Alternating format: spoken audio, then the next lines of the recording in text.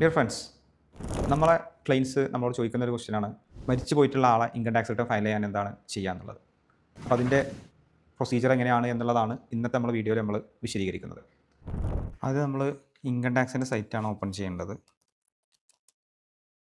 Income tax E filing. അതിൽ നമ്മൾ റെപ്രസെൻറ്റേറ്റീവായിട്ട് assess ചെയ്യുക, അഥവാ ലീഗൽ ഹയേഴ്സ് ആരാണോ അവരെ ഇൻകം ടാക്സിൻ്റെ ലോഗിൻ ഐ ഡി ഉപയോഗിച്ച് പാനും യൂസർ ഐ ഡി ഉപയോഗിച്ചിട്ടാണ് നമ്മൾ ലോഗിൻ ചെയ്യേണ്ടത്.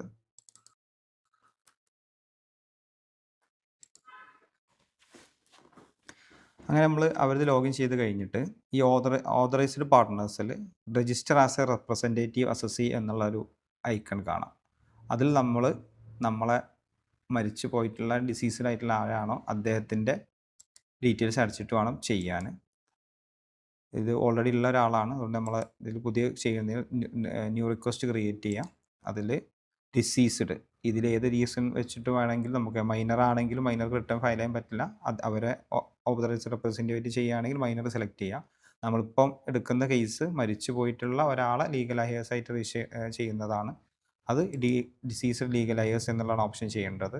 മരിച്ചു പോയിട്ടുള്ള ആളെ പാനും അതേപോലെ തന്നെ അദ്ദേഹത്തിൻ്റെ death date, reason for registration, എന്തുകൊണ്ട് നമ്മളിത് ചെയ്യുന്നു എന്നുള്ളത്. ഇപ്പോൾ മരിച്ച ആളത് നമ്മൾ റീഫണ്ടിനോ മറ്റോ ആണ് നമ്മൾ ചെയ്യുന്നതെങ്കിൽ ഇൻകം ടാക്സിന് റിട്ടേൺ ജസ്റ്റ് ഫയൽ ചെയ്യുക എന്നുള്ള ഉദ്ദേശത്തിലാണെങ്കിൽ അതേഴ്സ് കൊടുത്താൽ മതി. പിന്നെ details of the all legal hires, എത്ര ലീഗൽ ഹയേഴ്സ് ആണ് നമ്മളെ ലീഗൽ ഹയർഷിപ്പ് സർട്ടിഫിക്കറ്റ് ഉള്ളത് എങ്കിൽ അവരുടെ നമ്പർ, അത്രയും കൗണ്ട് ഇവിടെ എഴുതുക. ഇത് ഏത് ലീഗൽ ഹയറുടെ ഇൻകം ടാക്സിൻ്റെ യൂസർ ഐ ഡിയും പാസ്വേഡ് ഉപയോഗിച്ചിട്ടാണോ ചെയ്യുന്നത് അദ്ദേഹത്തിൻ്റെ ബാങ്ക് അക്കൗണ്ടാണ് ഇവിടെ നമ്മൾ ആഡ് ചെയ്ത് കൊടുക്കേണ്ടത്. പിന്നീട് മരിച്ചുപോയ ആളെ പാൻ കാർഡിൻ്റെ കോപ്പിയും അദ്ദേഹത്തിൻ്റെ ഡെത്ത് സർട്ടിഫിക്കറ്റും ലീഗൽ ഹയർഷിപ്പ് സർട്ടിഫിക്കറ്റും, എന്തെങ്കിലും മരിച്ചു പോയതിന് എന്തെങ്കിലും ഓർഡറുകൾ ഉണ്ടെങ്കിൽ അത് ഓപ്ഷണലാണ്. മറ്റേത് ആദ്യത്തെ മൂന്നെണ്ണമാണ് നമുക്ക് കമ്പൽസറി ആയിട്ട് വേണ്ടത്. അതിന് ശേഷമുള്ളത് ഉണ്ടെങ്കിൽ നമ്മൾ ആഡ് ചെയ്താൽ മതി. 4, 5, 6 ഉണ്ടെങ്കിൽ ആഡ് ചെയ്താൽ മതി. എന്നിട്ട് നമ്മൾ കണ്ടിന്യൂ അടിച്ചിട്ടാണ് മുന്നോട്ട് പോകേണ്ടത്.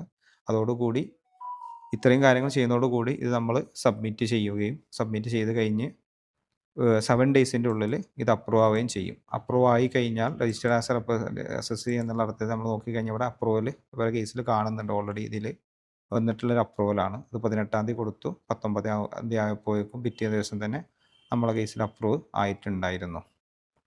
ഇങ്ങനെ അപ്രൂവ് ആയി കഴിഞ്ഞ് കഴിഞ്ഞാൽ വീണ്ടും നമ്മൾ ലോഗിൻ ചെയ്തിട്ട് നമ്മളെ ഫസ്റ്റ് വിൻഡോയിൽ വന്നു കഴിഞ്ഞാൽ ലോഗഡ് ഇൻ ആസ് എ എന്നുള്ളൊരു ഓപ്ഷൻ കാണാം. അതിൽ സെൽഫ് എന്ന് പറയുമ്പോൾ ഈ ലീഗൽ ഹയർസ് അദ്ദേഹത്തിന് വേണ്ടിയിട്ട് തന്നെ റിട്ടേൺ ഫയൽ ചെയ്യുന്നതാണ്.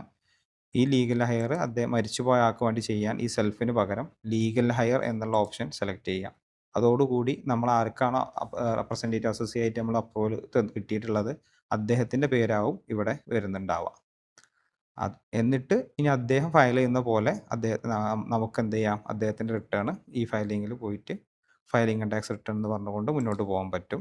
അത് അദ്ദേഹത്തിൻ്റെ ഫോം ഏതാണെന്നുള്ളത് നോക്കി സെലക്ട് ചെയ്തിട്ട് വേണം നമ്മൾ ബാക്കി പ്രൊസീജിയർ നോർമൽ ഫയൽ ചെയ്യുന്ന പോലെ മുന്നോട്ട് പോകാൻ പറ്റും.